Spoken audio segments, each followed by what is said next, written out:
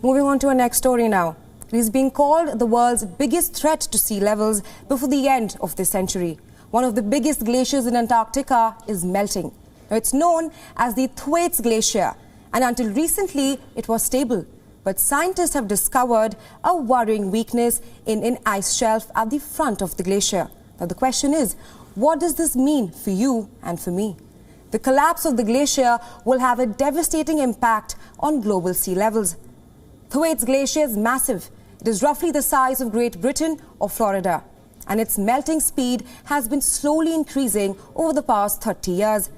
It is currently releasing about 50 billion tons of ice into the ocean each year, and already contributes to about 4% annual global sea level rise. Scientists say that the ice shelf in question is in danger because warm ocean water is getting under the ice shelf, which is further causing it to erode and melt. Scientists say that potentially in the next 5 to 10 years, the eastern ice shelf can break off into hundreds of icebergs.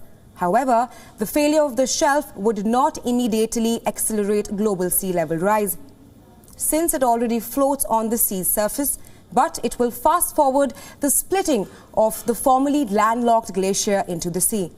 Now, let me tell you why this is extremely worrying.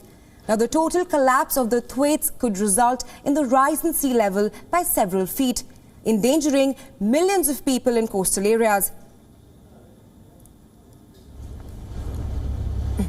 Yeah.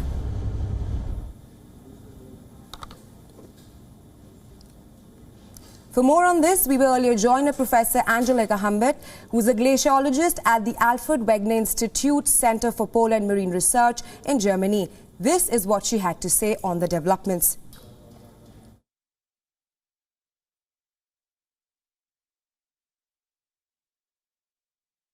Yeah, so you need to understand that whenever an ice shelf is breaking off, the ice streams and large glaciers that are lying behind on the grounded part of the ice sheet, they are starting to accelerate because this buttressing force, so this force that is holding back the inland ice that contributes to sea level rise, that can accelerate, and with that more ice is dumped into the sea.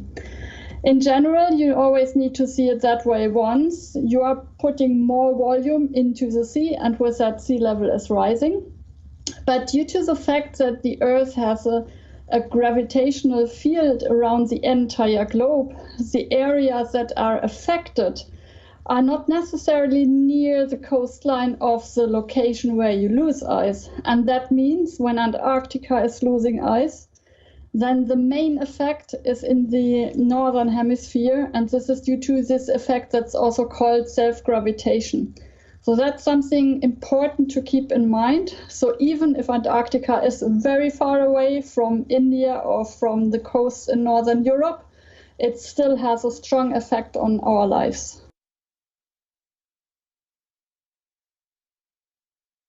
So in general, we know that these processes are triggered by warm water. So as more melting underneath the ice surface you have, as more warm water the ocean is carrying, the higher the melt rates, as thinner the ice, as easier it fractures.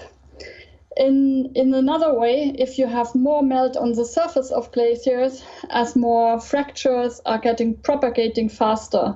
So in general, it is good to have as low temperatures in the atmosphere as possible, but as well the temperatures in the ocean are also very important. So this plays a major role for saving that amount of ice staying on ground.